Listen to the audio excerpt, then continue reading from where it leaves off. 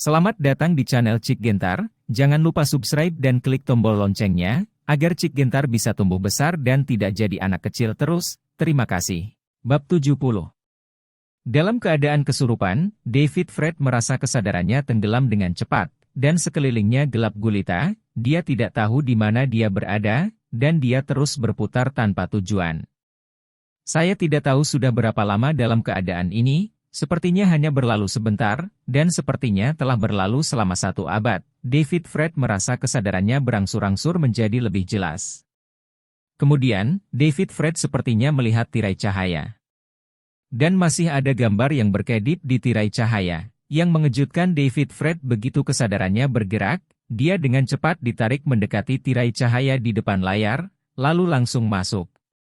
David Fred segera menemukan bahwa setelah dia masuk ke tirai cahaya, kesadarannya terus berputar, dan dia merasa ada banyak gambar yang beredar di sekitarnya. Ini membuat David Fred merasa sangat aneh, jadi dia mencoba yang terbaik untuk mengumpulkan kesadarannya.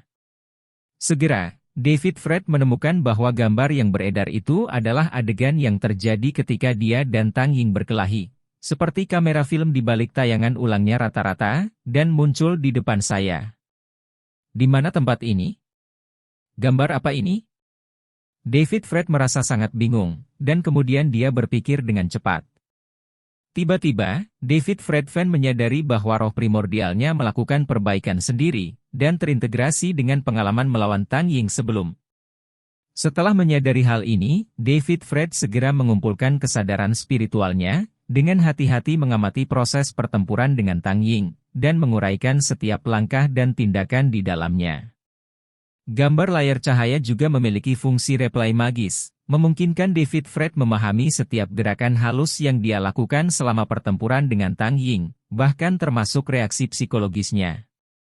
Setelah analisis dan perenungan yang begitu mendetail, meskipun David Fred tidak membuat terobosan dalam hal budidaya keterampilan, pemahamannya tentang seni bela diri dan pengalaman tempur yang sebenarnya telah mengambil langkah maju yang besar.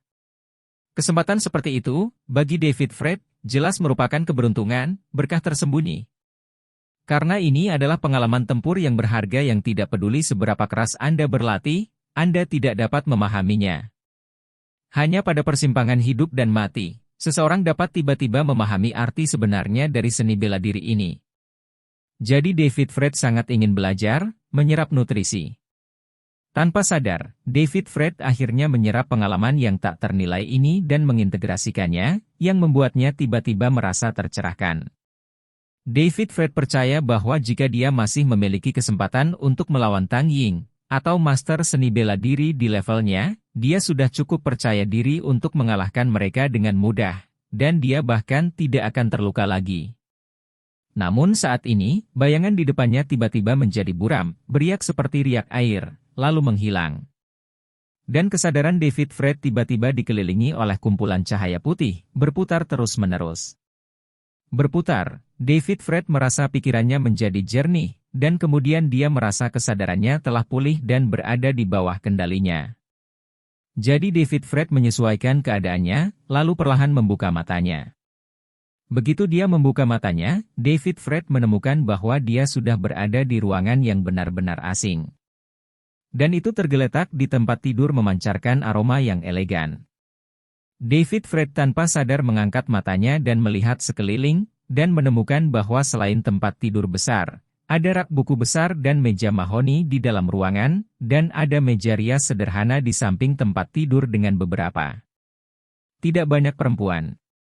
Kosmetik seperti lipstik dan pensil alis, tetapi terlihat bahwa semuanya adalah produk bermerek. David Fred merasa ruangan ini sebenarnya lebih seperti kantor pribadi, tapi lebih feminin. David Fred tidak tahu mengapa dia muncul di ruangan aneh ini, jadi dia berencana untuk bangun dan melihatnya. Tapi begitu dia mengangkat tangannya, David Fred merasakan sakit yang tak terkatakan di sekujur tubuhnya, dan sepertinya lebih dari setengah kekuatannya telah diambil, anggota tubuhnya terasa lemah, dan dia bahkan pusing. Bagaimana aku menjadi seperti ini? David Fred tidak punya pilihan selain berbaring di tempat tidur, memejamkan mata, dan mengingat dalam pikirannya. Setelah beberapa saat, David Fred tiba-tiba teringat bahwa dalam pertarungan sebelumnya dengan Tang Ying di arena tinju bawah tanah, kedua belah pihak sama-sama terluka meskipun Tang Ying terluka lebih parah, tetapi dia sudah pergi ke rumah sakit. Tetapi dia memaksa dirinya masuk ke mobil Amanda Faisue, dan kemudian secara bertahap kehilangan kesadaran. Memikirkan hal ini, David Fred mungkin tahu bahwa Amanda Faisue seharusnya membawanya kembali. Tapi David Fred segera menyadari bahwa krisis belum terselesaikan, karena Fentong mungkin mengirim seseorang untuk memata-matai dalam kegelapan. Memikirkan hal ini, hati David Fred bergetar. Jika Fentong tahu bahwa dia juga terluka parah, maka dia mungkin mengambil kesempatan untuk bergerak. Sebagai tindakan pencegahan, David Fred mencoba yang terbaik untuk berdiri, duduk bersila dalam meditasi, dan menggunakan latihan Inateki. Karena hanya teknik Inateki yang dapat membuat David Fred pulih dengan cepat. Seiring berjalannya waktu, David Fred mengedarkan Inateki selama seminggu.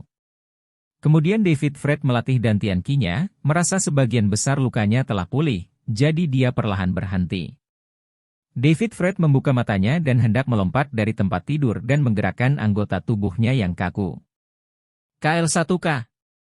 Saat David Fred hendak bangun dari tempat tidur, pintu tiba-tiba terbuka, dan seorang wanita langsing dan menarik, Amanda Faisue, masuk dari luar. Amanda Faisue mengenakan baju tidur rumah berwarna putih. Bahannya relatif transparan, sosoknya yang menarik bisa terlihat samar-samar, dan rambutnya halus dan tergerai di pundaknya. Dia tidak memakai riasan, tetapi dia memiliki pesona yang menawan. David Fred, kamu akhirnya bangun. Apakah kamu baik-baik saja? Amanda Faisue melihat David Fred duduk begitu dia memasuki pintu, dengan ekspresi terkejut di wajahnya. Ya, aku baru bangun. David Fred mengangguk, dan kemudian bertanya pada Amanda Faisue, Presiden Amanda, tempat apa ini? Ini rumahku. Amanda Faisue berkata, ini kamarku. Tuan Amanda, apakah kamu membawaku kembali ke rumahmu? David Fred terkejut. Ya. Amanda Faisue mengangguk, dan kemudian berkata, bukankah kamu mengatakan bahwa pergi ke rumah sakit tidak aman? Jadi aku membawamu kembali ke rumahku. Tuan Amanda, bawa aku kembali ke rumahmu, jika orang-orang Fentong mengetahuinya, kamu akan berada dalam bahaya. David Fred mengerutkan kening dan berkata. Karena David Fred tahu bahwa sebelum Fentong dengan tulus meminta maaf padanya dan kehilangan uang, itu hanya tindakan sementara.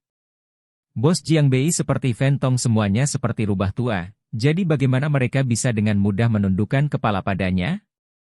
Apa yang Fentong lebih mungkin lakukan adalah diam-diam memantau tindakan David Fred.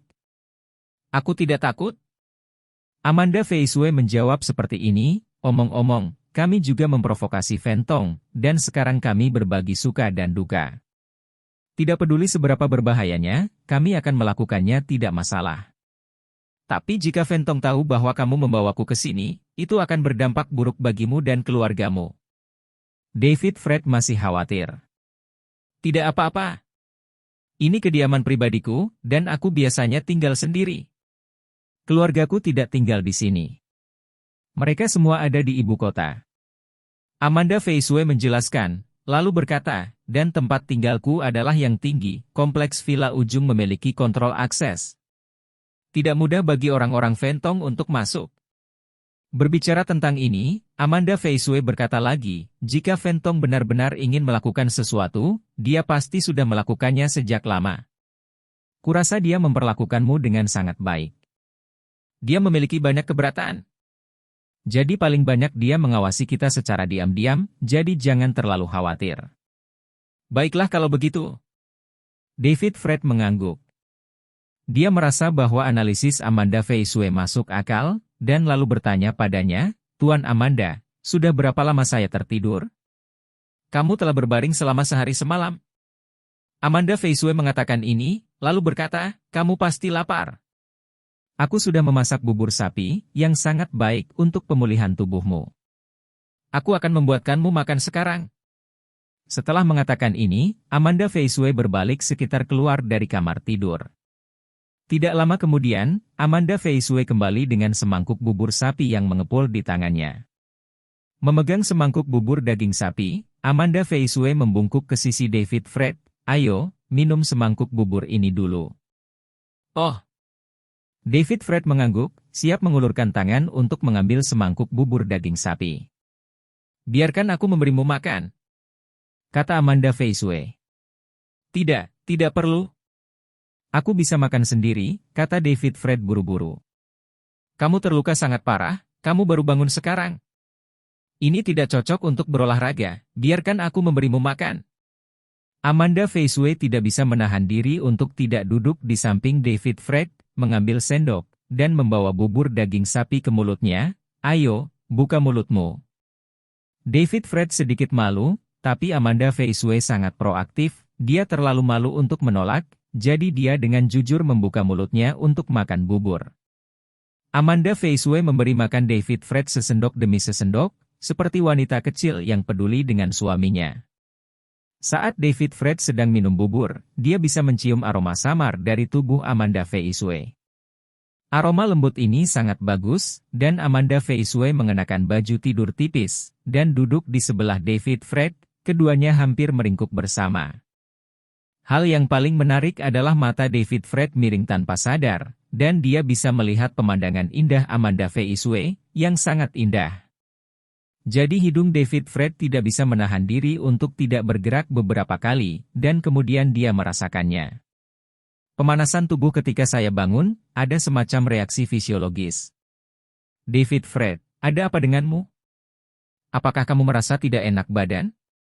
Amanda Fei-Sui memperhatikan perilaku abnormal David Fred, dan buru-buru bertanya seperti ini. "Ah, aku baik-baik saja. Aku baik-baik saja." David Fred buru-buru berkata. "Tapi kamu, ops." Amanda Fei-Sui merasa bahwa ekspresi David Fred sangat aneh, dan dia akan bertanya kepadanya apa yang sedang terjadi, tetapi ketika dia menundukkan kepalanya, dia tiba-tiba melihat reaksi David Fred. Pada saat itu, wajah Amanda Fei-Sui yang sangat halus dan cantik terbakar. David Fred buru-buru menarik kakinya, mengecilkan tubuhnya ke belakang untuk menyembunyikan rasa malunya, dan kemudian tersipu dan mengatakan sesuatu dengan canggung, "Presiden Amanda, maafkan aku.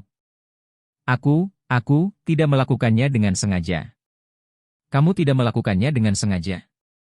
Lalu mengapa kamu bereaksi seperti itu?" Amanda Fei-Sui meletakkan semangkuk bubur daging sapi, melirik David Fred, dan bertanya jalan. "Ahem, ini." Ditatap oleh Amanda Fei-Sui seperti ini, dan mengajukan pertanyaan seperti itu, membuat David Fred merasa seharusnya tidak terlalu memalukan, dan dia tidak bisa menjelaskan untuk sesaat. Lama. "Katakan padaku. Kamu harus mengatakan yang sebenarnya." Amanda Fei-Sui terus bertanya pada David Fred, wajahnya masih merah, tapi ada arti aneh di matanya. "Ini, oke. Aku bilang." David Fred meluruskan hatinya, dan berkata kepada Amanda Fei-Sui, "Bos Amanda, kamu sangat cantik. Aku memiliki pemikiran seperti itu tentangmu, itu normal." Wajah Amanda Fei-Sui menjadi semakin merah ketika dia mendengar itu. Dan kemudian ekspresi aneh muncul di wajahnya. Tampaknya cemberut, genit, dan hampir gila. Melihat ekspresi Amanda Fei-Sui, David Fred merasa sangat gelisah, jadi dia bertanya dengan hati-hati, "Tuan Amanda, katamu saya untuk mengatakan yang sebenarnya." "Saya sudah mengatakannya, jangan marah." Karena itu, David Fred menambahkan kalimat lain, "Tuan Amanda, jika Anda benar-benar marah, maka sebaiknya saya segera pergi." Apakah ini kantor pusat? Bab 71. PFFT. Melihat ekspresi gugup David, Fei-Sui Amanda tiba-tiba tertawa. Senyum Fei-Sui Amanda sangat tampan, seindah anggrek yang mekar di lembah kosong. Fei-Sui Amanda biasanya terlihat seperti dewi dingin di perusahaan, dan jarang melihat senyumnya, dan bahkan jika dia melakukannya, itu biasa saja dan senyum sopan. Bagaimana seseorang bisa tersenyum begitu bahagia dan menjadi begitu cantik seperti sekarang? Untuk sesaat, David tercengang. Setelah tertawa sebentar, Fei Shui Amanda sepertinya menyadari bahwa dia telah kehilangan ketenangannya, jadi dia buru-buru memulihkan ekspresi aslinya, lalu mengambil semangkuk bubur daging sapi lagi, dan mendekat ke sisi David. Buka mulutmu untuk makan bubur. Presiden Amanda, apakah kamu tidak marah? David bertanya pada Fei Shui Amanda dengan hati-hati. Jika aku marah, bisakah aku memberimu makan bubur? Fei Shui Amanda menatap David dengan putih, dan berkata, jika aku benar-benar marah, aku akan meletakkan semangkuk bubur ini di kepalamu. Oh, kalau begitu. David tidak bisa menebak apa yang dipikirkan Fei Shui Amanda, jadi dia bertanya padanya dengan suara rendah, Bos Amanda, kamu tidak menerima apa yang aku katakan barusan, kan? Tentu saja aku mengingatnya. Fei Shui Amanda memutar matanya ke arahnya lagi, dan berkata dengan suara pahit, ini adalah pertama kalinya aku mendengar seorang pria besar mengatakan hal seperti itu secara langsung. Apa menurutmu aku harus mengingatnya? Presiden Amanda, bukankah kau bilang kau tidak marah? Kenapa kau masih menyimpan dendam? David bertanya padanya dengan tidak bisa dijelaskan. Aku tidak marah. Bukan berarti aku tidak menyimpan dendam. Ini adalah dua hal yang berbeda. Fei Shui Amanda menjawab seperti ini, dan kemudian menyerahkan sesendok bubur daging ke mulut David, makan bubur dengan jujur, jangan melihat-lihat. Wajah tua David menjadi panas, jadi dia dengan patuh membuka mulutnya untuk makan bubur. Setelah makan bubur, David merasa jauh lebih baik. Dia berkata kepada Fei Shui Amanda, Bos Amanda, terima kasih. Kamu tidak perlu berterima kasih padaku. Kali ini, aku yang harus berterima kasih. Fei Shui Amanda tiba-tiba berkata begitu. Untuk apa kau berterima kasih padaku? David terkejut. Jika bukan kamu, apalagi Fentong, bahkan Yeo Dahong tidak akan melepaskanku. Fei Shui Amanda menjelaskan, setidaknya Fentong kagum padamu sekarang, dan dia tidak berani bertindak gegabah. Yeo Dahong tidak akan membiarkan saya pergi. Karena itu, sebelum Fentong tidak mengungkapkan pendapatnya, dia bahkan tidak berani memiliki ide balas dendam pada saya. Oh, itu masuk akal. David mengangguk, dia merasa bahwa analisis Fei Shui Amanda memang cukup masuk akal. Pada saat ini, keduanya tiba-tiba mendengar ketukan berirama di pintu. Ada orang di sini?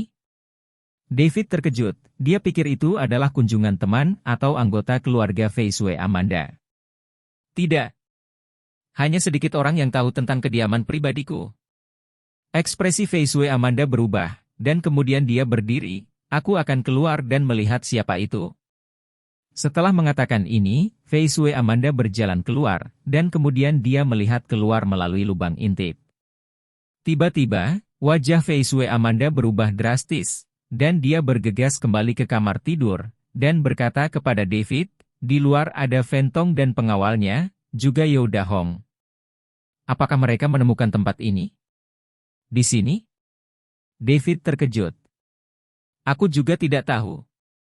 Fei Shui Amanda mengatakan ini, dengan ekspresi yang sangat gugup di wajahnya, dan bertanya pada David, karena mereka telah menemukan tempat ini, apa yang harus kita lakukan sekarang? David merenung sejenak, lalu berdiri ayo, buka tanganmu, dan tiba-tiba peluk Fei Shui Amanda. David, kamu apa yang ingin kamu lakukan? Kamu masih memikirkan hal semacam ini? Fei Shui Amanda langsung tersipu, dan berjuang tanpa sadar. Hus. David mendekat ke telinga Fei Shui Amanda, dan berbisik padanya, Bos Amanda, aku tidak bermaksud berkomplot melawanmu. Aku berpura-pura berpasangan denganmu sehingga aku bisa berurusan dengan Fentong dan Yeo Dahong di luar. Apakah kamu mengerti maksudku?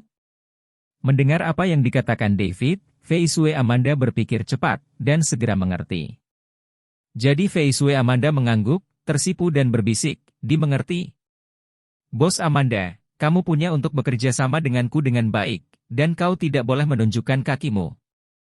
David mengingatkannya lagi dengan suara rendah. Fei Shui Amanda mengangguk. Jadi David mengulurkan tangan kanannya dan memeluk Fei Shui Amanda di tangannya. Wajah Fei Shui Amanda memerah, dia sangat menawan, tapi dia tidak berjuang, tetapi dengan patuh meringkuk ke pelukan David. Itu benar. David tersenyum pada Fei Shui Amanda dan mengatakan sesuatu, lalu memeluknya dan berjalan keluar. Dududu. Saat keduanya tiba di pintu, terdengar ketukan lagi pintu. Suara pintu. Jadi Fei Shui Amanda mengulurkan tangannya dan membuka pintu.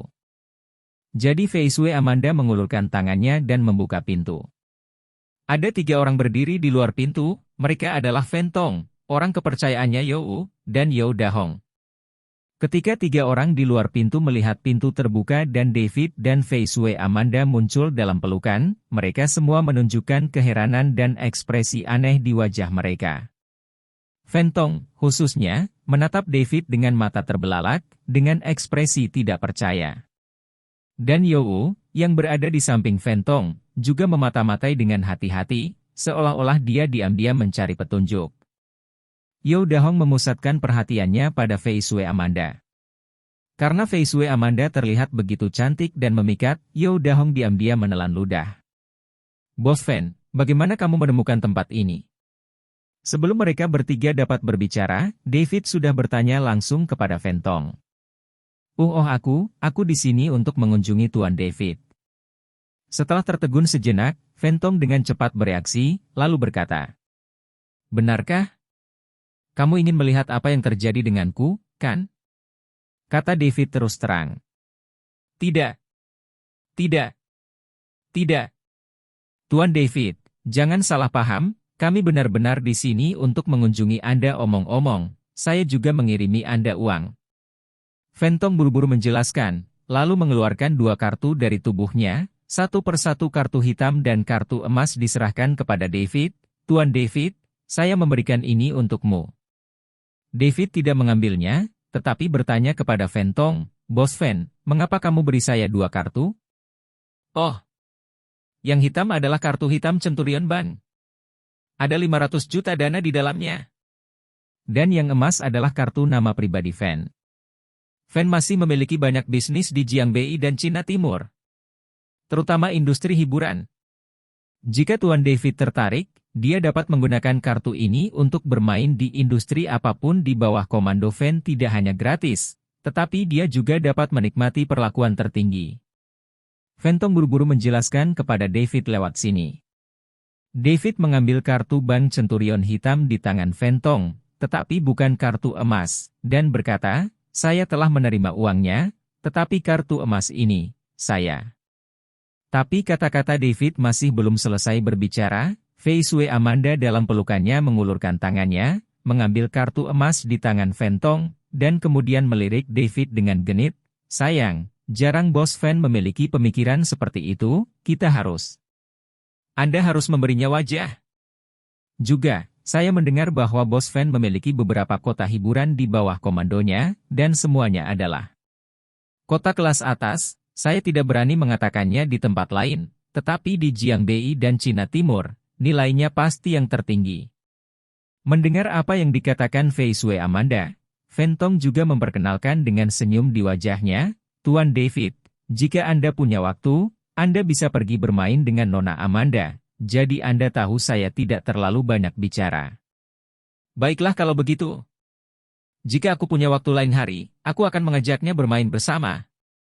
Melihat Fei Shui Amanda menerima kartu emas, David hanya berkata seperti ini. Terima kasih, Bos Fen. Tuan David, jangan sopan. Fen dengan tulus ingin berteman denganmu. Kata Fen Tong buru-buru. Hehe, Bos Fen punya hati.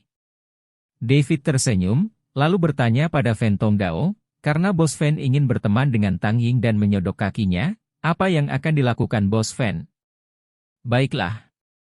Fen Tong tertegun sejenak, tetapi dia tidak menyangka David begitu langsung, jadi dia berpikir sejenak dan menjawab, Tuan David, saya mengatakan yang sebenarnya. Saya tidak ingin menyinggung Anda atau menyodok pintu. Saya tidak mampu menyinggung, jadi Fen hanya kami dapat mengadopsi sementara strategi persahabatan antara kedua belah pihak. Saya harap Tuan David bisa mengerti. Haha mengerti.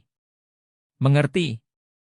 David tersenyum, mengetahui bahwa apa yang dikatakan Fan Tong bukanlah kebohongan, jadi dia berkata lagi, aku mempersulit Bos Fan menjadi seorang pria. Tuan David, jangan katakan itu. Fan terkenal di Jianghu. Tentu saja, saya harap akan menjadi yang terbaik jika Anda bisa berjabat tangan dengan Po Jiaomen. Kata Fan Tong demikian. Bos Fan, menurutmu apakah mungkin berjabat tangan dan berdamai antara aku dan Po Jiaomen? David bertanya pada Fan Tong Dao seperti ini. Ini, sejujurnya, ini cukup sulit. Fan Tong menggelengkan kepalanya, menghela nafas, dan kemudian berkata, tapi keluhan antara Tuan David dan Po Jiaomen bisa diselesaikan dengan cara lain. Oh, dengan cara apa? David buru-buru bertanya padanya. Tuan David, apakah Anda tahu tentang asosiasi arbitrase seni bela diri? Fan Tong bertanya pada David seperti ini. Aku pernah mendengarnya. David mengangguk, dan berkata lagi, tapi aku tidak terbiasa dengan mereka, dan aku belum pernah berurusan dengan mereka sebelumnya. Masalah ini bukan masalah kecil, kurasa Dewan Arbitrase Seni Bela Diri kemungkinan besar akan campur tangan. Fan Tong berkata sini, melihat David, setelah asosiasi arbitrase seni bela diri ini campur tangan, tidak peduli seberapa besar permusuhan antara Tuan David dan Po Jiaomen, itu akan menjadi tenang. Oh, tampaknya energi dari asosiasi arbitrase seni bela diri ini sangat tidak biasa. Kata David dengan heran. Ya, asosiasi arbitrase seni bela diri ini terkenal di dunia. Begitu campur tangan, semua orang akan memberi mereka muka. Jika mereka tidak menerima kondisi mediasi mereka, itu akan menjadi masalah besar. Kata Fan Tong. Hati David tergerak, dan dia bertanya kepada Fan Tong, Bos Fan, jika Anda tidak menerima kondisi mediasi Dewan Arbitrase Seni Bela Diri, masalah apa yang akan Anda alami? Itu bahkan membawa bencana bagi keluarga dan keluarga yang sama. Fan Tong mengingatkan David Dao, Tuan David, meskipun Anda sangat terampil, Anda tidak memiliki keluarga dan sekte, dan Anda sendirian. Yang terbaik adalah tidak menyinggung Anda. Anggota Asosiasi Arbitrase Seni Bela Diri, jika tidak, itu akan membawamu bencana.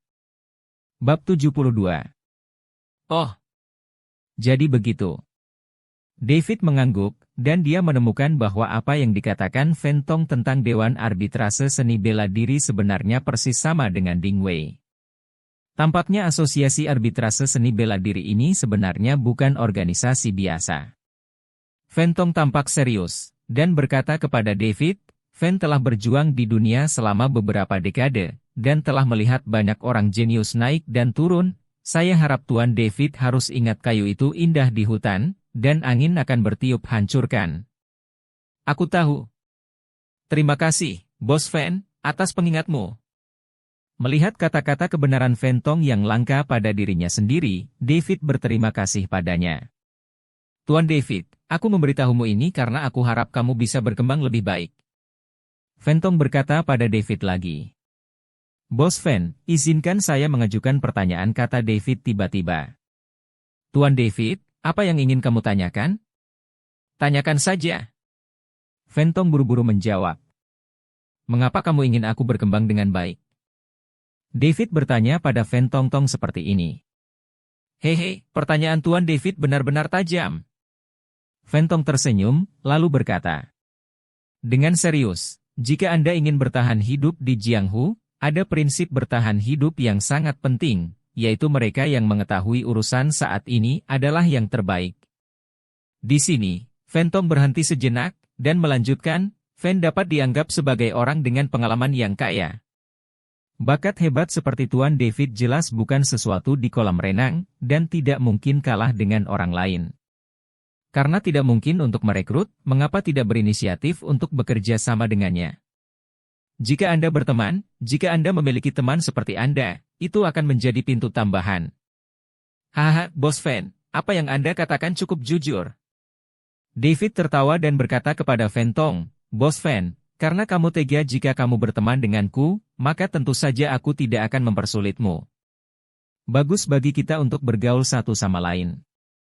Hehe, pemikiran Tuan David seperti ini jelas merupakan berita bagus untuk Fan. Ketika Fentong mendengar ini, dia menjadi sedikit bersemangat, dan kemudian dia berkata kepada David, "Tuan David, jika Anda butuh sesuatu, jangan ragu untuk menyebutkannya kepada Fen. Selama Fen bisa melakukannya, saya akan melakukannya. Itu untukmu."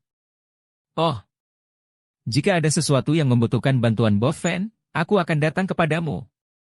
Melihat Fentong berinisiatif untuk berteman, David juga merasa bahwa dia akan menjadi laki-laki, jadi dia berkata kepadanya, "Karena Bos Fen akan menjadi laki-laki, saya akan memberi Anda bantuan juga." "Janji." "Jika Bos Fen menemui masalah dan berpikir saya bisa menyelesaikannya, Anda bisa datang kepada saya." "Bagus." Dengan tuan kata-kata David, Fen akan merasa lebih nyaman. Fentong sangat gembira, dia secara alami tahu, seperti David, begitu mereka membuat janji, akan menepatinya sampai akhir. Dan Fentong juga tahu bahwa jika dia benar-benar dalam masalah, hanya seseorang yang ahli seperti David yang bisa membantunya. Oleh karena itu, setelah menerima janji David, Fentong benar-benar menjadi bahagia. Pada saat ini, David memandang Yo Dahong, "Bos Yo, Anda datang ke sini bersama Bos Fen, bukankah Anda hanya ingin menonton kegembiraan?" Yo Dahong tidak menyangka, David tiba-tiba mengalihkan perhatiannya pada dirinya sendiri, wajahnya menjadi pucat karena ketakutan, dan dia tidak tahu harus berkata apa. "Yo Dahong, apakah kamu masih membutuhkan aku untuk mengajarimu apa yang harus kamu lakukan?" Fentong juga memandang Yo Dahong, lalu berkata dengan suara dingin. Mendengar ini, Yo Dahong segera menyerahkan tas dokumen di depan Fei Sui Amanda. "Bos Amanda, ada 5 juta cek di sini. Saya akan membayar kembali hutang perusahaan Anda. Selain itu, ada sekitar 20 juta iklan untuk 2 berikutnya tahun. Kontrak kerjasama. Saya harap Anda bisa menandatanganinya." Fei Sui Amanda terkejut, dan menatap Yo Dahong dengan curiga. "Apa yang kamu katakan benarkah? Apakah kamu berbohong padaku?" "Tidak senyata itu." Yo Dahong buru-buru mengangguk dengan keringat dingin mengucur dari kepalanya. "Amanda selalu wanita Tuan David. Beraninya aku berbohong padamu." Wajah Fei Sui Amanda memerah ketika dia mendengar kata-kata itu, tetapi tidak ada yang terjadi. Sebaliknya, dia mengambil tas dokumen dari tangan Yo Dahong. "Saya akan membawanya kembali ke perusahaan untuk menanganinya besok."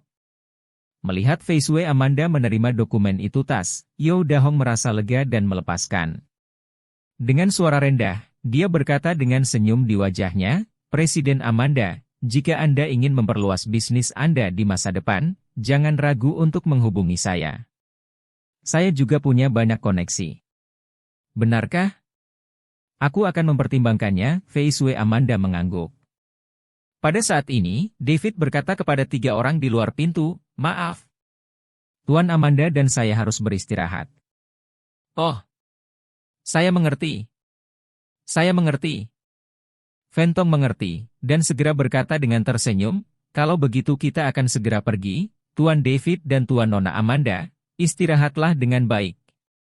Setelah selesai berbicara, Fentong membawa Yo Wu dan Yo Dahong pergi segera. Setelah mereka bertiga pergi, David menutup pintu, lalu masih memeluk pinggang ramping Fei Sui Amanda, dan berkata kepada dia "Tuan Amanda, Yo Dahong berinisiatif untuk membayar kembali hutangnya, dan tugas saya telah selesai lebih cepat dari jadwal. Dia akan sangat proaktif." Fei Sui Amanda juga dipenuhi dengan emosi. "Hehe, jika dia tidak mengambil inisiatif, Fentong tidak akan membiarkannya," kata David. "Itu benar." Fei Sui Amanda mengangguk, dan kemudian menemukan bahwa David masih memeluknya, jadi dia tersipu dan mengatakan ini padanya. "David, mereka semua pergi, kamu lepaskan aku." "Tuan Amanda, menurutku perasaan seperti ini bagus." Melihat penampilan Fei Sui Amanda yang menawan, David merasa patah hati. Pada langkah selanjutnya, aku tidak bisa menahan diri untuk tidak mengatakan sesuatu yang kurang ajar. "Kamu sangat agresif." Fei Sui Amanda memberi David tatapan genit, tapi dia tidak berniat untuk membebaskan diri, malah dia terlihat bertingkah seperti anak manja. "Tuan Amanda, kamu sangat cantik." Melihat Fei Sui Amanda seperti ini, Hati David terasa panas lagi, dan dia tidak bisa menahan diri untuk mengatakan sesuatu. "Oh kamu, apa yang kamu bicarakan?"